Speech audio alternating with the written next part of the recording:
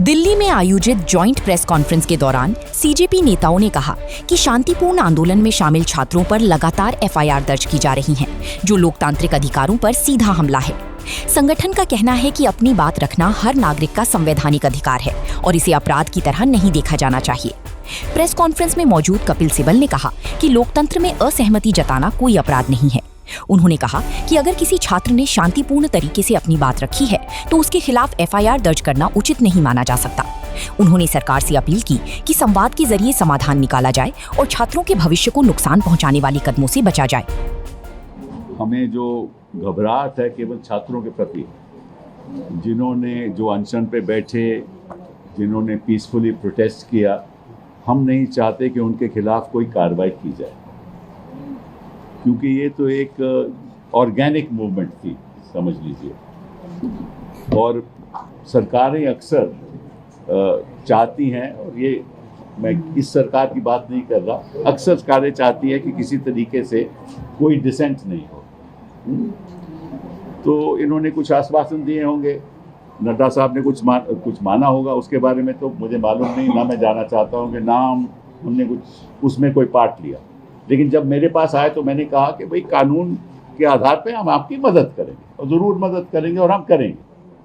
तो इसको सामने रखते हुए मैंने कहा कि जहाँ जहाँ भी हिंदुस्तान में, बिहार में हो, आसाम में हो, बंगाल में हो, महाराष्ट्र में हो, जहाँ जहाँ भी पीसफुल प्रोटेस्ट हुए हैं और जहाँ जहाँ छात्रों को टारगेट किया जा रहा है या प्रोटेस्टर्स को टारगेट किया जा रहा है, वहाँ हम चाहेंगे कि अगर कोई मुकदमा कोई डालेगा कोई भी सरकार, तो हम फिर उसके लिए एक व्यवस्था बनाएंगे ताकि वहाँ कुछ हमारे वकील खड़े हो सकें।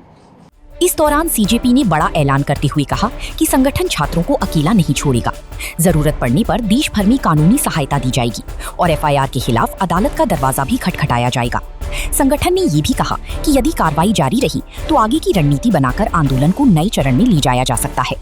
25 जुलाई को कॉकरोच जनता पार्टी ने हमारे प्रोटेस्ट को कॉल ऑफ किया था, ये कंडीशन में कि हमारे जो सारे मुख्य मांगे थे, सरकार ने उस पे या तो उन्होंने एक्ट किया, जैसे कि धर्मेंद्र प्रधान जी का इस्तीफा उन्होंने लिया, या तो उन्होंने अश्योरेंस दिया कि एग्रीड अपॉन टाइमलाइंस के अंदर वो उस पर अमल करेंगे।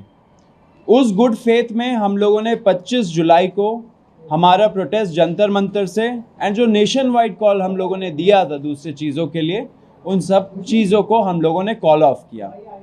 जब 25 तारीख को हम लोगों ने कॉल ऑफ किया ये प्रोटेस्ट, हमारी आशंका थी कि शायद फ्यूचर में जब थोड़ा सा मोमेंटम कम हो जाए या थोड़ा ये प्रोटेस्ट का जो माहौल है वो थोड़ा गिर जाए, उसके बाद शायद ये सरकार इंडिविजुअल लेवल पे लोगों को टारगेट करना शुरू करे।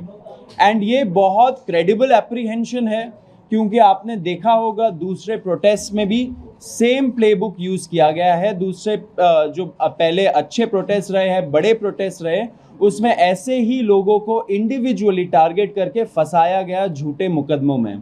तो कॉकरोच जनता पार्टी सारे छात्रों के लिए शुरू से डे 1 से उनको लीगल हेल्प एंड जो अभी मेडिकल हेल्प सब कुछ प्रोवाइड कर रही है। लॉयर से भी कोऑर्डिनेट करके उन लोगों को देश भर में हेल्प कर रही है।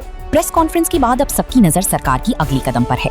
क्या छात्रों पर दर्ज एफआईआर वापस ली जाएंगी या फिर ये मामला अदालत और सड़कों दोनों तक पहुंचेगा? आने वाले दिनों में इस मुद्दे पर और बड़ी घटनाक्रम देखने को मिल सकते हैं।